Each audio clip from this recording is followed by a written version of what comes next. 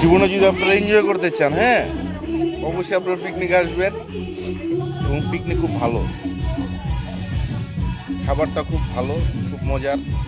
যদি এমন মুখে দেয় নাই, বাট মনে হচ্ছে। কিন্তু গান শুনতে শুনতে খাওয়াটা আসলে খুবই বোরিং লাগে, কিছু করার নাই।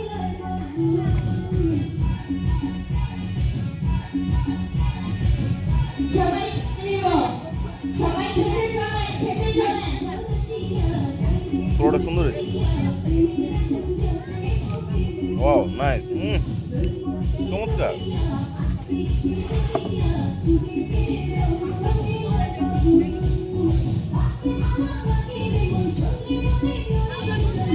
ঠিক হেবে হেবে